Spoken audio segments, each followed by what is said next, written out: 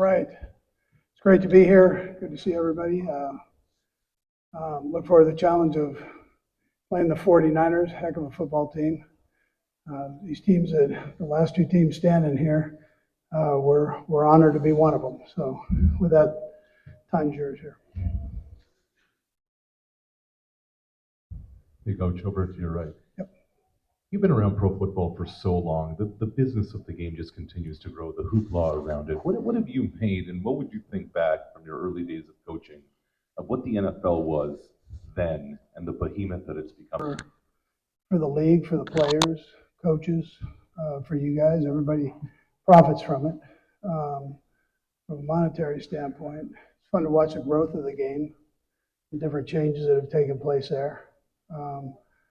Grateful for the foundation that the guys before us laid for us, and it's different. I mean, it's definitely different. When I got into it, there weren't cell phones, and now look at us, right? So the technology, and not only with you folks, but also within the game, has been increased, and it allows you to be even more detailed as a coach, which presents you and the fans better offenses and defense, a little bit more out of the box, sophisticated type offenses and defenses. So it's unlimited that way, and it'll continue. It's going to keep growing. The longer we're in this, it's become not just a game in America, but a game throughout the world now. So tribute to Roger Goodell and all his efforts that he's put forward to make this a progressive, this game progressive and international. Coach Reid, over here to your left, Evan Walker with WXCI. Coach, the 49ers are one of the few teams to regularly employ a fullback in their offense. You've been around this game for a long time. Why do you think we've seen a decline in teams regularly employing fullbacks, and what are some of the unique challenges that presents? Yeah, so this is actually the first year that we haven't, since I've coached it, I haven't had a fullback. And I just had a tight end that could kind of fill that role. That's what people are doing now. So things are so spread out that people have gone away from the traditional fullback, although they do a great job with it, and they're the number one offense. So they're doing something right with him. He's a heck of a player.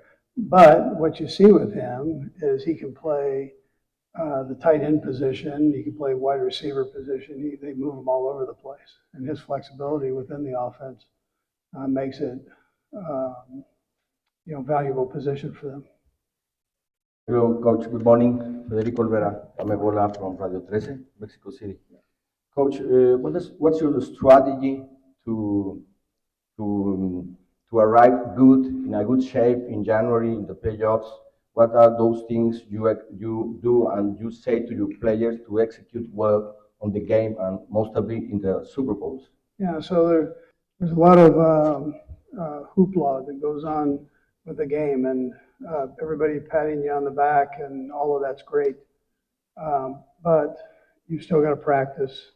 So when we come out here, we practice, and we go over to the field every day, make sure we get our work done. Take care of your diet. The players do that, and rest becomes important. So you try to keep them in a routine the best way you possibly can with the different events that they have, they're obligated to. Andy, a couple things with you, and the ones you win stick with you. So they're in a good way. But I tell you, always the first one that you win is something special. Not that the other one wasn't, but and then the losses, you try to learn from them the best you can. And I can remember about every play from each one of those. So, yeah. Coach Reid, Jake Bodine with God Behind Bars. Yep. I, as a father of five myself, and you being a father of five, how do you balance football and family?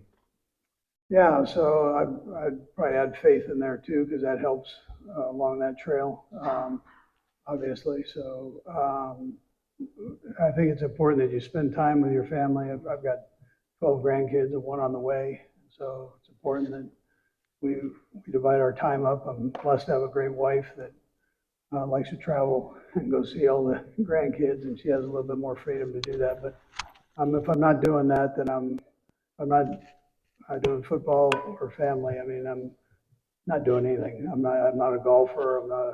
I don't go fishing and all that stuff. So it's either family or football or church. So, yeah. Coach, year over year, you have two new tackles. Just as you look back at the year, how have you seen them develop and confidence level of them slowing down Bosa and company? Yeah, so we had those inside three that were kind of the nucleus of it, and then we were able to welcome in two new tackles, and things started off relatively slow just because of the expectation level coming into a team that had been winning, but they've worked their tail off, and they also came from winning programs, so they worked their tail off to fit into the scheme and have done a nice job with that. So I've been happy with the progress. Hi, Hi, Andy. We talk a lot about the various player matchups, but I wanted to ask you, how about the coaching matchup? Like yourself, Kyle's considered one of the tops in the profession. What's it like going up against him? Yeah, it's an honor to be able to go against him. I think he is one of the top coaches in the National Football League, obviously. This isn't just a one-year thing for him. He's been doing this now for a while, so I have a ton of respect for him. He is a great offensive mind, but he's also very sharp from a defensive standpoint on special teams, which makes him a great head football coach, and ton of respect for him. Look forward to the challenge of being able to do that on Sunday. Andy, Ryan Dunleavy from the New York Post. You only have two of your defensive starters from the last time these two teams played in the Super Bowl. You guys have remade your defense. It's pretty easy for teams to stick with winning guys. What prompted you guys to make over the defense so much in these last 4 or 5 years, and how have you been able to do that while still winning at the elite level? Yeah, I would tell you age was some of the factor in this world of the NFL and free agency. Things change. Brett Veach has done a nice job of bringing an influx of young guys into the program. Those young guys, a bunch of them were in that secondary, and they've gotten better here with time. So we took some bumps and bruises early last year, but they've gotten better. They got better towards the end of last year, and then they just picked up on it and have done a nice job working into this year. But I would tell you, Brett, the job that Brett does between free agency and the draft, I'm the second to none. I mean, he does a great job with all that. Coach,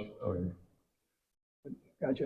can you talk about just how positive Clyde's attitude has been? He spoke earlier on this season about the surprise of not being able to play in last year's game. Talk about his attitude. Yeah, Clyde's been great. He brings a lot of energy to that, not only that group but to the team. And in return, he's had a tremendous year this year. So, and he and Pacheco have a good relationship, as all the running backs do. But those two have a special relationship, and as coaches, we don't care who's in or who's out. They interchange with each other, and both have they're both strong on the pass game and the run game. So, yeah. Coach, right here. Yep. Question from Germany. As you said before, times have changed a lot. The internet, mobile phones. What do you say about the conspiracies that have popped up concerning Travis Kelce and Taylor Swift, like some kind of Republican conspiracies that you guys made it into the Super Bowl to actually secretly re-elect or help re-elect President Biden? That's way out of my league. Very similar to me speaking German. Listen, we appreciate. I appreciate the question. She's been great, and we had a nice visit with President Biden. That's about as far as I can go last year. Yeah. With that. Andy, over here. Nope, I'm lost all the way over. Gotcha. This game features two of the better offensive play callers in the NFL. But to do that during the course of a game, does it have to take away, or does it from game management? I guess it can. We haven't had problems with that. We have good communication. We all have headsets on, so we can, and we have an opportunity to see things. So I think we're okay there. I trust, Matt Nagy with doing things. If I have to watch the game, he's taking care of business, doing his thing. I'm sure Kyle would probably tell you the same thing. So we're there, and I think it works out okay. Yeah. Hey, Andy, over here. Okay. There we go. So the answer, if you can't say the 3rd and 15 play, when you think back to the Super Bowl win over the 49ers, is there a moment or another play from that game that just kind of will pop to mind? I'll tell you, that was probably a big one right there. There were several plays within there where we were able to come back in the game. They got after us pretty good at the first half and into that third quarter, but I would tell you that that would probably be the biggest play that stands out. Yeah. Coach, right here, Gilberto Obregón, CBS Las Vegas. With the win on Sunday, you get the chance to join short list, Bill Belichick, Bill Walsh, coaches to win more than 3 Super Bowls. Have you thought about that? I haven't, no, but I appreciate you asking. That's not where I go with all that. Yeah. Do you use that as motivation or? No, I'm in, we're trying to teach about the 49ers.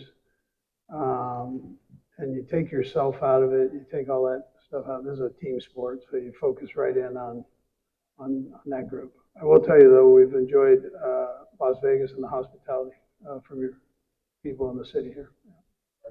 Andy, EJ Smith with the Philadelphia Inquirer. When you think of that 2-4 stretch you guys went through in the regular season, particularly the struggles Marquez had in some of those games, I guess what does it take from a team to overcome that and a player to overcome something like that?